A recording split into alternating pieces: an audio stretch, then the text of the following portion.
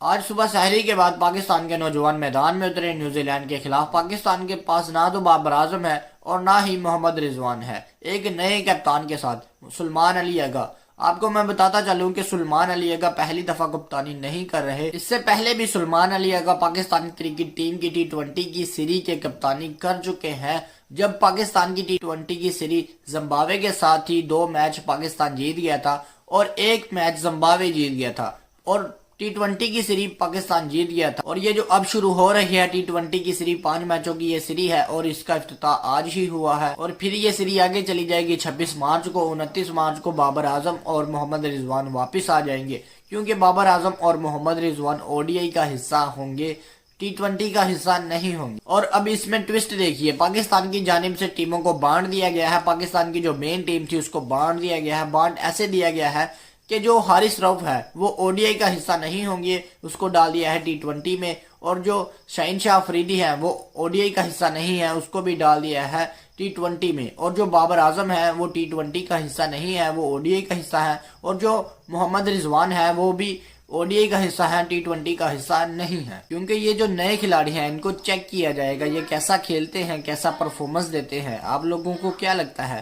کہ یہ جو نئے کھلاڑی، نئی ٹیم میدان میں اتری ہے، کیا یہ اس قابل ہے کہ ایشیا کپ جیت سکے؟ کیونکہ یہ جو ساری تیاریاں ہو رہی ہیں یہ ایشیا کپ کے لیے ہو رہی ہیں۔ ایشیا کپ آنا ہے ستمبر کے مہینے میں، اور ایشیا کپ پہلے ہونا تھا انڈیا میں، لیکن اب ایشیا کپ ہوگا سری لنکا میں یا عمان میں یا ہانگ کانگ میں۔ ایشیا کپ ہوگا T20 میں۔ ویسے تو ہمارا مقابلہ کسی کے ساتھ نہیں بنتا، سری لنکا کی ٹیم تھوڑی ماڑی ہے، بنگلہ دیش کو ہم ویسے ہرا لیں گے۔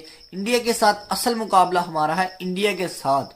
انڈیا کے ساتھ پرانا بھی بدلہ ہے، چیمپئن ٹرافی والا، اور پاکستان کے پاس ایک اور موقع آ گیا ہے کہ پاکستان اپنا مقابلہ کر سکے، اپنا بدلہ لے۔ صرف پاکستان کی ٹیم نوجوانوں کی نہیں تھی، نیوزی لینڈ کی ٹیم بھی نوجوانوں کی تھی، کیونکہ آدھے سے زیادہ بندوں کے نام میں پہلی دفعہ سن رہا ہوں، آدھے سے زیادہ بندے میں نے پہلی دفعہ دیکھے ہیں کھیلتے ہوئے، اور 2 سے 3 ان کے کھلاڑی ایسے تھے جو ریگولر میچز کھیل رہے ہیں، اور آدھے سے زیادہ ان کے بندے ایسے تھے جو فرسٹ ٹائم میں نے دیکھے ہیں، اور آپ نے بھی فرسٹ ٹائم ہی دیکھے ہوں گے۔ خیر، ہمارا مین ٹارگٹ ہے بدلہ لینے کا۔ انڈیا بھی نوجوانوں کی ٹیم ہی ہے، جس طرح بابر اعظم اور محمد رضوان ہماری پاکستان T20 کی سیریز میں نہیں ہے، اسی طرح ہی انڈیا کی ٹیم میں بھی وراٹ کوہلی اور روہت شرما نہیں ہے۔